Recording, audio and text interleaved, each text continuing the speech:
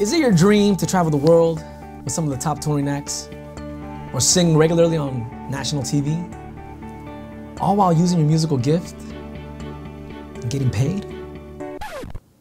Well, ladies and gentlemen, that's exactly what our next guest does.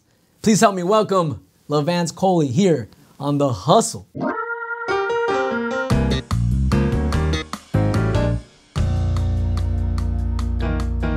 What's up, bro?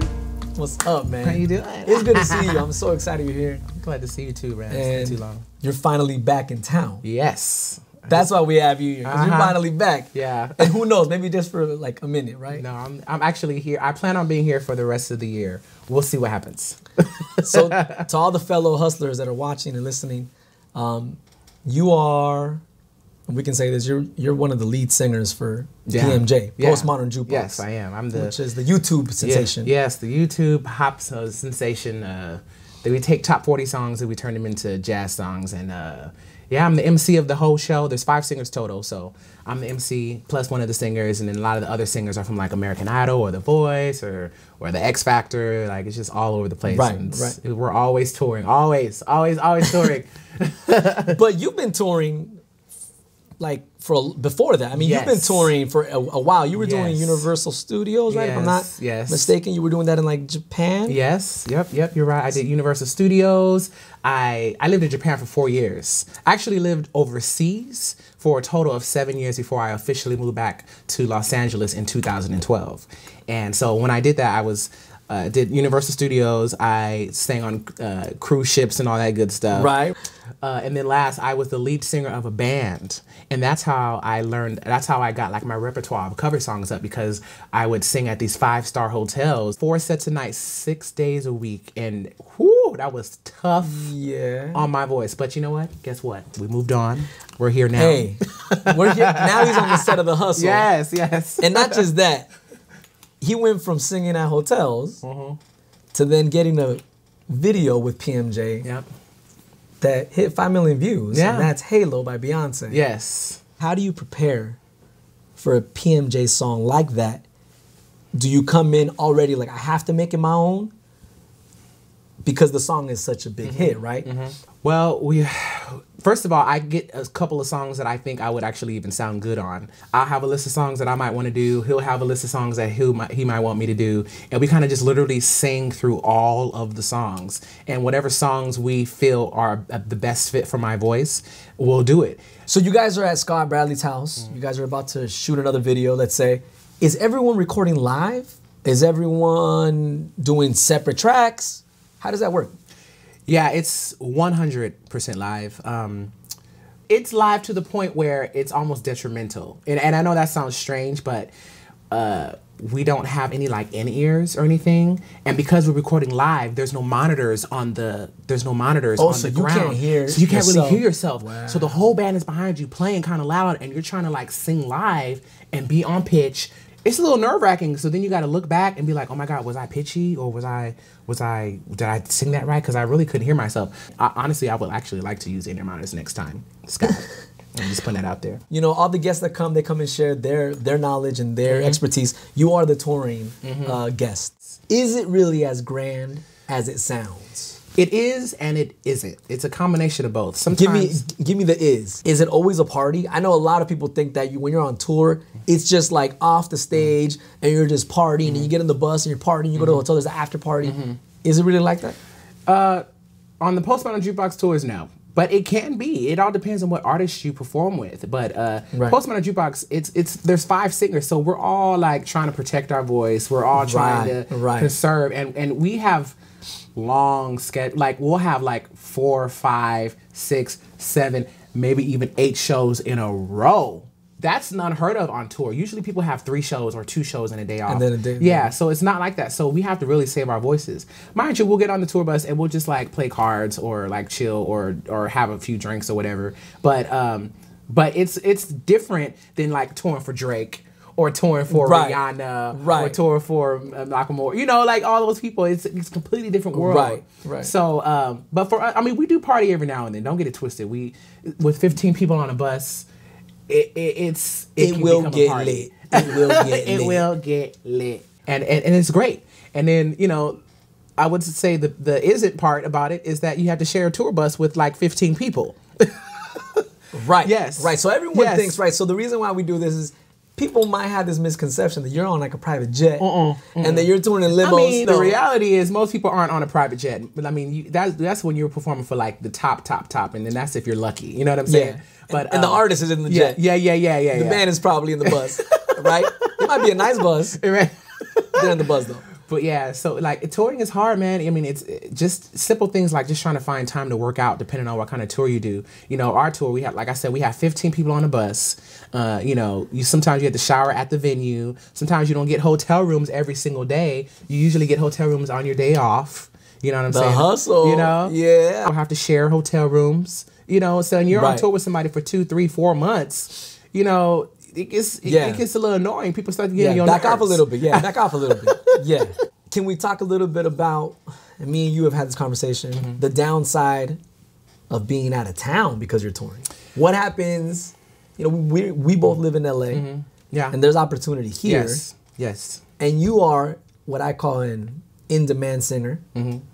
But you're touring. Yeah. So talk about that. It's good because like it's so strange because you know, people like me and you or whoever we all want to tour, we all want to sing, but at the end of the day, like sometimes when you tour, you miss opportunities that you could have home, and sometimes those opportunities come kind of like far in between, and that's why we tour because, you know, I don't know what's going to happen 6 months from now.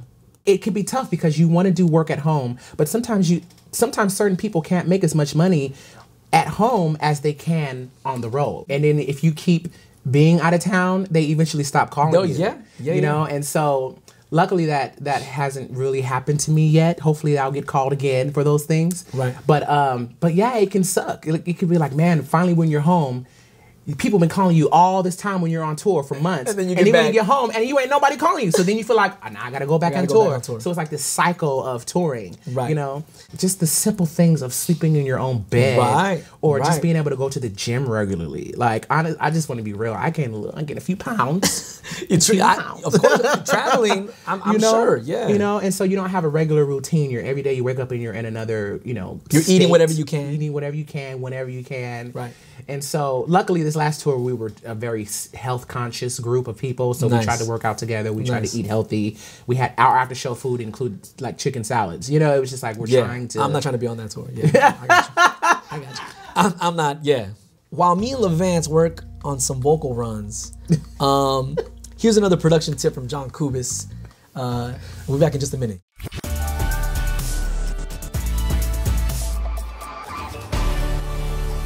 What up, Beat Warriors? Welcome to another Logic Production Minute in 25 seconds. Logic's quick swipe comping is dope, but what if your singer works in Pro Tools or Ableton? Easy. If they send you their vocal takes as separate files, you can still comp them like you tracked them in Logic. First, drag the files onto separate tracks. Make sure they're all selected. Then right-click or control-click on any take, go to Folder, and choose Pack Take Folder. Now you can double-click the new take folder and quick swipe comp to your heart's content. Like I said, easy. For more tips like this, check out my YouTube channel at youtube.com/JohnKubis. Hustlers, we are back. We're here with Lavance Colley. Yeah. We were talking about background vocals. And one, I know you love singing backgrounds when it's the right group of people. Yes. What does it mean to be a good background vocalist? Be professional, know your music before you get to rehearsals, or as much music as you can, as whatever they give you. Or, I mean, even if they don't give you no music, download his CD and, you know, listen to the CD. You know, just be familiar. You know, there's been so many times when I've done a background gig and the other singer is still on their, like, iPhone when specifically the artist told us to know your music before you get to the gig. What about blend? Oh, as a background vocalist, you have to be able to blend with another person. That's why certain background singers sing background a lot with certain other singers, because they know that they have such a great blend. A great blend. You know what I'm chemistry. saying? We're gonna move a little bit to runs because I really do think you have some of the cleanest runs. Can we talk about that? Like, is that from formal training? Is that church? Which one is it? That's just good old black gospel church. That's just so it's church. That's why I asked. You know, I knew. Yeah. You know, I'm so grateful that, because when you go to church, well, when you sing in church, gospel music, they have a combination of jazz, blues, funk, classical. I know classical gospel singers who will be like, and then do a riff off of that. And you're like, what? What just happened? Right. You know? Right. So I'm grateful that I just studied the greats. I studied people like Kim Burrell and Karen Clark Sheard and Daryl Coley, who I'm not related to. Everybody thinks I'm related to Daryl Coley, but you're not. Who is an amazing vocal. He passed. God rest his soul. I know he's in heaven. And so I just studied those people. And then I think what set me apart from just the standard like gospel singer, because sometimes riffing can get a little old, it can get tiring, and it's like, okay, you done did all the riffs, okay, I'm done. I'm done.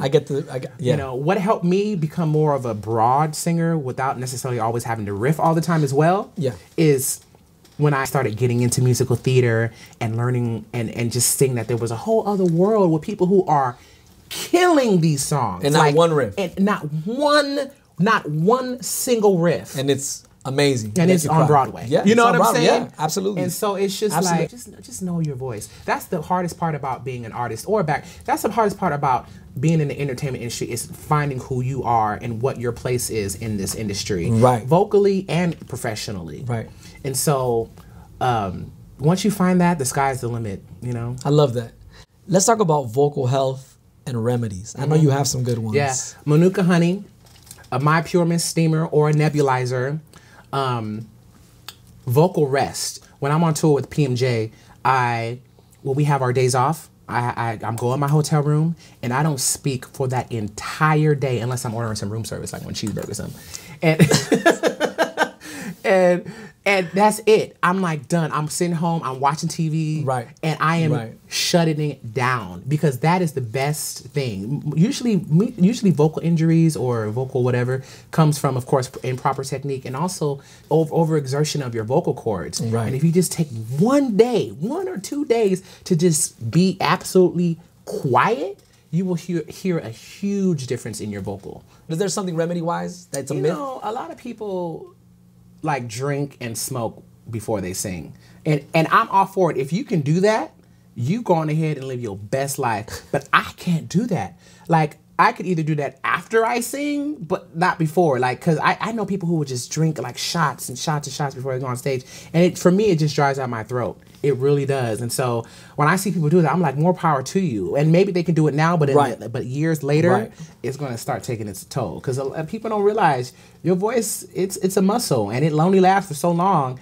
And then if you abuse it, it's not going to have as much longevity as you might think it would. Absolutely. And so if I could share this really quick, I remember there was a myth where people would be like, you cannot drink cold water. But what I learned through the years was, if you keep your throat the same temperature, whichever it is, if it's cold and you continue to drink cold drinks and you're already singing in that process, you will be good. If you're drinking tea and then you drink a cold glass of water immediately, then the muscle is changing. It's like a shock. It's a shock to the muscle, you know. So it's like when those guys in the mountains, when they go steam and they like bathe in the glaciers. What? No, my God, what is that? They talking about the shocking when they go into the cold water. When they get hot and then they jump into the pool and it's freezing cold. It's like Listen, it's like what you're doing. Be careful. That's what's happening when you go on tour. You start talking about guys jumping into, I don't know what. Yes, that's what I'm talking about. The steam bath. What is it called? The hot baths. The hot springs. The hot springs. Don't hot spring your voice. Don't hot spring your damn voice. Don't hot spring your vocal cords. Any shout outs? We like to give the time for you to give any shout outs to anybody that you've been working with or anybody. Shout out to Shawn Mendes. It was an absolute pleasure working with you. I hope to work with you again soon. Hopefully I'll be on that tour next year. We'll see. Now we're going to my favorite part of the show. I'm scared. Ladies and gentlemen, rapid fire. Rapid fire. All right, here's how to play. None of the questions have been shown to the guest. You have 5 seconds to answer each question. If you do not, I press this button and you're gonna hear the sound. And then we'll move on to the next question. Try and answer as many questions as possible. Okay. You ready to play? Yes, I am. Hollywood or the IE? Hollywood. Inland Empire represent! I thought you were from the IE. Favorite Shawn Mendes song? Nervous. I should have known that. Halo or That's What I Like? Halo. Denny's or Norm's? Denny's. I'm IHOP. Would you rather take the 101 or the 405? The 101. Favorite video game? God of War, PS4. Guilty music pleasure. Oh my God, guilty music pleasure? Oh, I don't have a guilty music pleasure. I listen to my stuff proudly. And now some bloopers. It's all about IHOP. Oh, He's messing up the sign. Damn it. We needed to stop moving, right? Hold on. Let me stop it. Just let me stop it. Okay. And if you don't, I press this button. Okay. Up. I have to do it again. Press this button and you hear this sound. John, you take that out? It's up to you. Or should I just, I press this button? What do you think, John? John. Let's put a buzzer. Bang. I know. Oh, yeah. John. You talking about me smoking the weed. Let's talk about you. No, but do you want me to just say, I press this button and just press it? And you'll hear this sound? I like it. You'll hear this sound. I know, it sounds stupid. Okay. Oh, man, that was rapid fire. Rapid fire! Lavance Colley. Yes, bro.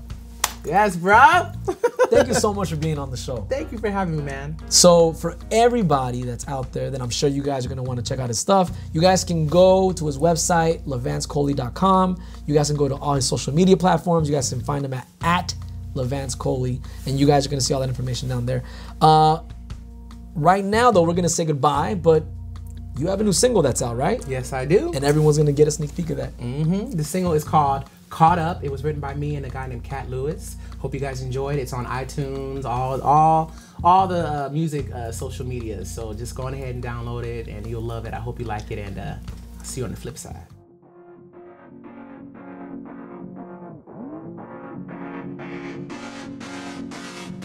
Why you make everything complicated? Try to leave, but you manipulate me, you do. Believe me, you do. I could try to make my great escape, but on the other side you're waiting for me, you knew. My attempt would end right back with you. I'm not one to lose my mind, but sanity's been hard to find. And I know, yes I know, it's hard to admit, but I admit you got me caught up. Anyway, I turn, I get a bit more caught up in a world where I can't hide from you.